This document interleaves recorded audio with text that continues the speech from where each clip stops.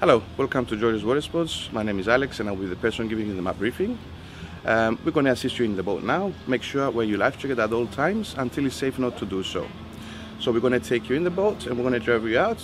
And remember, you're going to be heading towards the left-hand side outside the marina. So, welcome on. Тръгваме от пристанище Лачи. Вашият инструктор ще ви придружи извън пристанището. Да се отправим към полуостров Акамас, като следваме бреговата линия на безопасно разстояние от поне 200 метра. Първо ще следвате плажа, където зоната за плуване ще бъде маркирана с жълти шамандури. Никога не се приближавайте и не влизайте в зоната за плуване с лодката си. Първата забележителност е банята на Афродита, която можете да разпознаете по двете големи скали, едната от които има кръст на върха. Банята на Афродита все още е част от плувната зона. Не можете да спирате.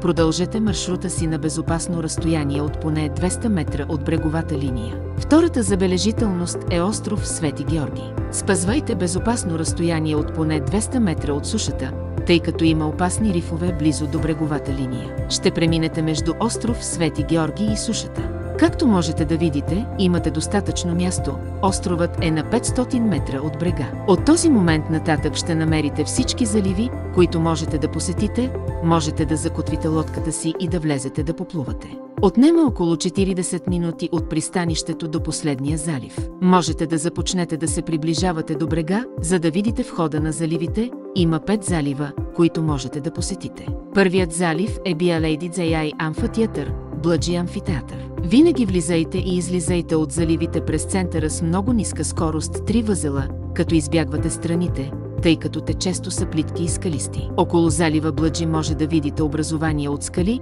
което прилича на древен амфитеатър. Вторият залив е заливът Манолис, известен със своите морски пещери. Отново влезте и излезте през центъра. Можете да закотвите лодката си в средата на залива и да поплувате в пещерата. Третият залив е известен като Синята лагуна. Това е най-големият залив. Както можете да видите, има малък остров в средата. Ще влезете в Синята лагуна. Минавайки покрай него, островът остава от лявата страна и можете да закотвите лодката си в най-голямата страна на лагуната, отдясно. Никога не минавайте между острова и сушата, тъй като е много плитко и скалисто. Сега ще ви представим техниката за закотвяне, която можете да използвате във всеки от заливите, които искате да посетите. Има 5 стъпки, които трябва да следвате. Първата стъпка – поставете лодката си с лице към вятъра. Ако не сте сигурни откъде идва вятърът, погледнете другите лодки, които вече са закотвени, и позиционирайте лодката си по същия начин. Втора стъпка – поставете предавката в неутрално положение и извадете котвата от люка. Трета стъпка – хвърляте котвата си във водата далеч от лодката, оставете я да докосне дъното и оставете цялата верига. След това малко допълнително въже, поне 5 до 7 пъти дълбочината, около 10 до 15 метра въже ще бъде добре.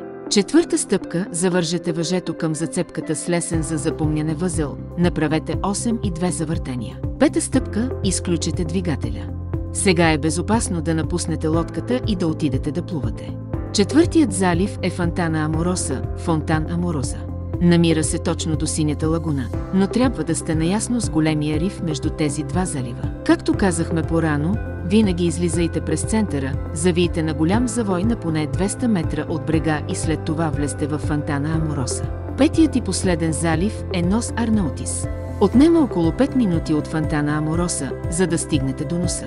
Още веднъж влезте и излезте през центъра.